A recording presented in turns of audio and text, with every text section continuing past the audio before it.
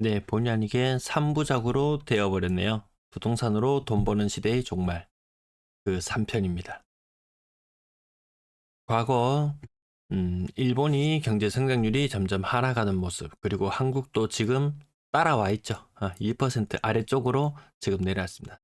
닮아 있는 부분, 다른 부분 서로 비교하면서 보시면 될 것 같습니다. 지금의 한국의 부동산 가격이 어느쯤에 와 있느냐? 과거에 일본이 이렇게 치솟았다가 떨어지는 모습, 한 이맘때쯤에 와 있는 것이 아닐까? 지금 사람들은 고민할 거예요.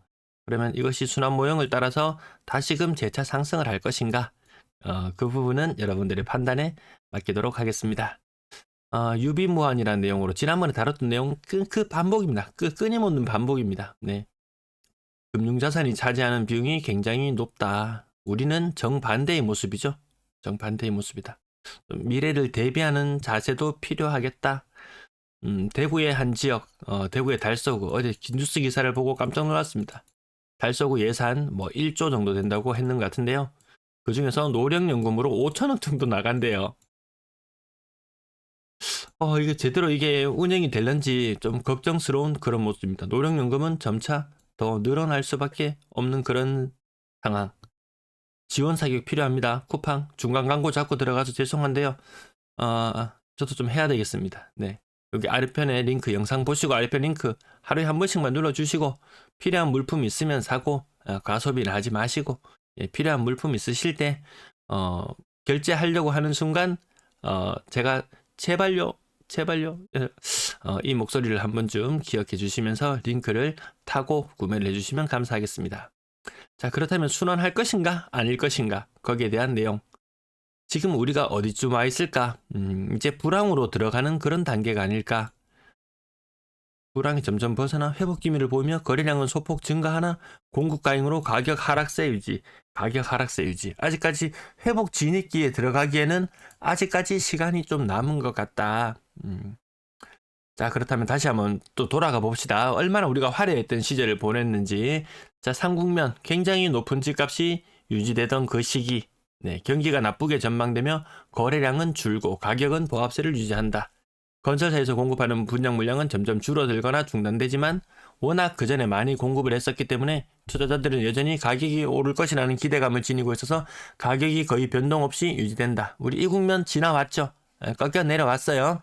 자, 4국면 침체 본격화 단계. 모든 가게가 경제적인 슬럼프에 빠지는 시기로 겪고 있습니다. 건설사들은 분양 사업을 점점 줄이지만 미분양은 계속해서 쌓이게 된다. 뭐 대구, 부산, 울산 어디 할 것 없이 쌓여 나가고 있습니다. 그 이전에 착공한 주택이 입주가 시작되면서 입주 물량이 여전히 많죠. 2만 채, 3만 채 막 이런 식으로 막 있습니다.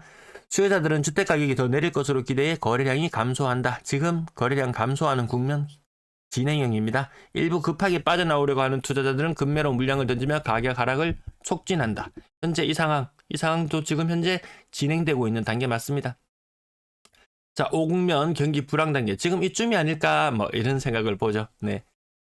부동산 시장에 활력을 불어넣기 위해 부동산 완화 정책을 내놓는다. 거의 내놓을 거 지금 이제 다 내놨습니다. 선제적으로 투자하는 이들이 물량을 조금씩 확보하면서 거래량이 늘어나지만 일부 변동성도 생겨났었죠. 뭐 특례라든지 이런 완화 대책, 규제 해제책, 아니면 부양책 내놓으면서 부동산 주택 시장의 분위기는 좋지 않다.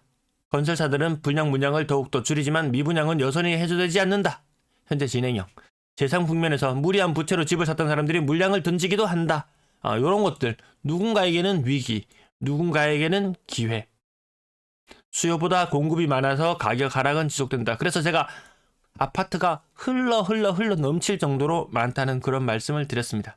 자, 그렇다면 가장 이상적인 타점, 이게 순환해서 상승한다고 믿는 사람들은 곧 있으면 아마 이런 좋은 타점이 올 거예요.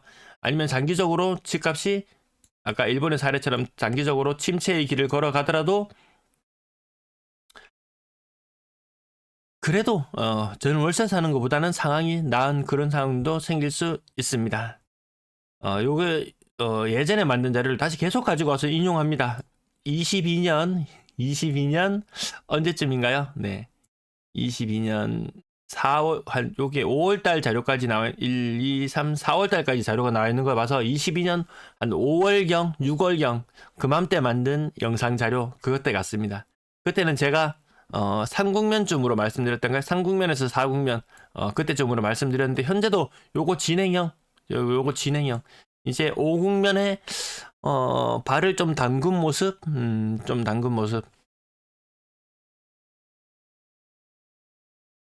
또 좋은 시절, 이런 좋은 시절, 화려한 시절. 예.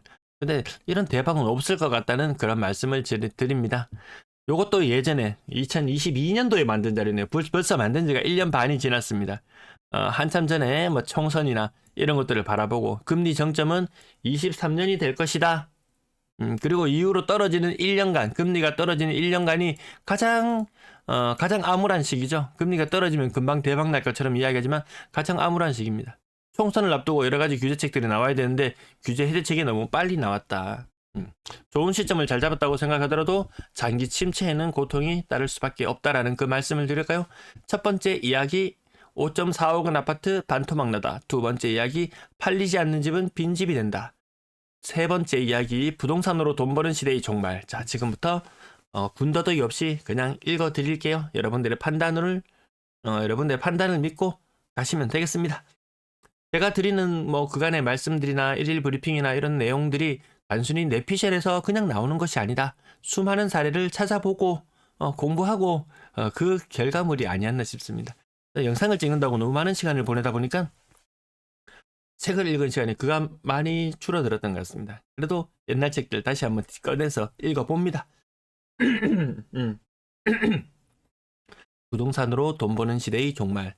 일본에서 부동산으로 돈을 벌자라는 풍조는 사라진 지 이미 오래다. 적어도 셀러리맨들 사이에서는 부동산을 재테크나 투기의 대상으로 보는 일이 없어졌다. 집은 어디까지나 내가 생활하기 위한 공간이 되었다. 좋은 부동산은 비싸고 그렇지 않은 것은 싸다. 집은 생활하기 위해서 구입한다. 이렇게 생각하는 것이 이제는 상식이 되었다. 버블 경제가 붕괴하고 일본인들의 부동산에 대한 생각이 정상적으로 되돌아온 것이다. 필자가 고등학교나 대학 동창생을 만나서 부동산에 대해 물어보면 일단 2개 이상의 부동산을 보유하고 있는 사람은 없다. 만약 있다고 하더라도 부모가 돌아가셔서 일시적으로 부동산을 보유하고 있거나 일 때문에 아주 작은 원룸을 회사 근처에 빌려 쓰고 있는 정도다. 부동산은 어디까지나 자신이 생활하기 위한 것으로 더는 투자나 투기의 대상이 되지 못한다. 부동산의 뉴 노멀인 것이다. 한국도 부동산에 대한 인식이 상당 부분 바뀌었지만 그래도 아직은 상승했으면 하는 기대와 희망이 주력인 것 같다. 한국의 부동산 가격이 비정상적인 버블인지 아닌지는 논쟁의 여지가 있을 것이다. 필자는 반드시 과거 일본의 상황과 똑같을 것이라고 생각하지는 않는다. 다만 대한민국 부동산의 비정상적인 상태가 해소되는 것은 시간 문제일 것이다. 전셋값이 매매 가격에 육박하는 현상은 분명히 비정상이다.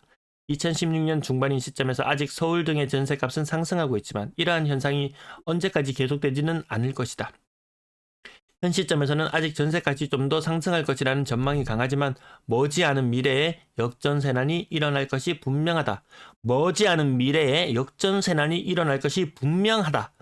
너무나 많이 올라버린 전세 보증금을 되돌려주기 힘든 집주인들이 속출할 것이기 때문이다. 부동산의 상식은 어느 시점에서 반드시 비정상에서 정상으로 바뀔 것이다. 아니 그 이전에 이토록 낮은 금리로 인해 부동산 가격이 상승하지 않음에도 불구하고 전세 제도가 아직까지 남아있다는 것은 결코 정상적이지 않다. 전세 DSR. 한국의 가계부채가 1200조 원을 넘어서고 있는 것은 누가 봐도 비정상이다. 지금은 1200조 아니죠. 엄청 많이 늘어났죠. 군더더기 뺄게요. 상점에 존재하는 권리금 제도는 부동산 가격이 급격하게 올랐을 때의 산물로서 이건 역시 정상이라 할 수 없다. 권리금 지금 굉장히 많이 빠졌죠. 자꾸 덧붙이면 안 되는데 다시 읽어나가겠습니다. 이러한 비정상적인 상황은 분명 사라질 것이고 그것만으로도 한국의 부동산 가격에 적지 않은 영향을 미칠 것이다. 일본은 아니 나는 어떻게 해서 부동산 가격의 급속한 하락을 극복하고 다시 일어설 수 있었을까? 결국 거의 20년간에 걸쳐 실패를 조금씩 나누어 부담할 수밖에 없었다. 버블 경제의 붕괴로부터 일본 경제가 미미하게나마 회복하기까지 잃어버린 20년이라고 말해야 할 정도의 시간이 걸렸던 것이다. 그렇다면 한국은 앞으로 어떻게 될까? 부동산에 대한 사고의 차이, 교육제도, 자녀와의 관계, 서울에 대한 극심한 집중도 등 한국 경제에는 한국 경제만이 안고 있는 구조적인 문제가 있다. 그 때문에 나는 일본과 똑같은 일이 한국에서 재현될 것이라고는 생각하지 않는다. 하지만 비슷한 점도 적지 않다. 예를 들어 인구 구조다. 한국에서는 1950년대 후반에 태어난 세대가 베이비붐 세대다. 58년 개띠가 그 전형일 것이다. 지금은 은퇴를 앞두고 있는 이 세대가 40대였던 2000년대 초반 부동산 가격이 급격하게 상승했다. 그렇다면 과연 이후 세대는 베이비붐 세대처럼 맹렬한 부동산 투자를 할까? 결혼하지 않는 젊은 세대와 1인 가족의 증가로 베이비붐 세대와 같은 부동산 수요는 기대하기 힘들다. 분명하게 말하지만 앞으로 부동산 신화와 같은 일은 일어나지 않을 것이다. 한국은 1960년대 초 1인당 국민소득이 60달러 정도로 세계에서 가장 가난한 나라 중 하나였다. 그러던 것이 지금은 3만 달러에 육박하는 선진국이 되었다. 이렇듯 한국은 세계에서도 그 유례를 찾아보기 힘들 정도의 고도 경제 성장을 이뤄낸 국가다. 그 결과 높은 생활 수준은 세계 여러 나라 중에서 손꼽힐 정도가 되었다. 그동안 급속한 소득 증가와 함께 주택 수요도 폭발적으로 늘었다. 넓고 쾌적한 주거 환경을 추구하는 욕구와 맞물려 전국적으로 부동산 개발이 진행되었다. 부동산이 팔리면 가구나 가전제품 등도 함께 팔린다. 이러한 선순환이 한국 경제를 더욱 성장시켰다. 그러면 앞으로 어떻게 될 것인가? 한국은 세계에서 가장 낮은 출산율이 이어지고 있는 나라 중 하나다. 그로 인해 인구는 늘지 않고 고령화 사회로 접어들었다. 그런데 왜 부동산 가격은 상승하는 것일까? 지금까지 부동산은 중요한 자산 형성 수단이었다. 대출을 받아서라도 부동산을 사놓으면 반드시 올라서 재산이 불어날 것이라는 믿음이 있었다. 이런 일은 이제 일어나지 않는다. 주거 환경은 기본적인 생활의 질을 좌우하는 요소이다. 사람들은 쾌적한 생활을 하기 위해 부동산을 사거나 빌린다. 이것이 정상적인 것이고 부동산이 돈을 버는 수단이 되어버린 것은 비정상이다. 특히 5, 60대 이상의 시니어 세대에게는 안전 투자가 최우선이다. 자금의 여유가 있어서 고위험 고수익 투자를 했다면 별개지만 그렇지 않다면 투자를 위해서는 부동산이 최적이다라는 생각은 버려야 한다. 필자의 생각으로 최근 서울 아파트 가격은 정말로 심각할 정도다. 마치 참기 경쟁을 벌이고 있는 듯하다. 파는 사람은 가격이 오를 것이라는 기대로, 사는 사람은 내릴 것이라는 기대로 버티고 있어서 매매가 성립되지 않는다. 죄송합니다.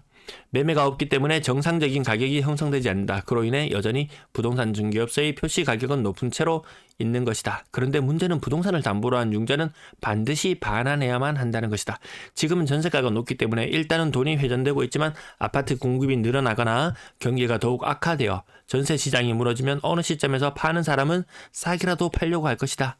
그때는 아파트 가격이 반토막이 될 것이다. 그런 일이 일어나지 않기를 바라지만 충분히 있을 수 있는 일이다. 일본에서 실제로 일어났던 일이 비슷한 상황에 놓여있는 한국에서 일어나지 않을 것이라 단언할 수 없다. 버블 경제의 붕괴로 인해 일본 경제와 나를 포함한 일본의 평범한 셀러리맨들은 커다란 타격을 입었다. 한국은 일본의 교훈을 참고해서 같은 길을 걷지 않기를 간절히 바랄 뿐이다. 뉴노멀이 오는 것은 막지 못할 것이다. 역사적으로 비정상적인 사태는 반드시 수정되기 때문이다. 다만 그 변화를 얼마만큼 준비된 제사로 대비하느냐가 관건이다.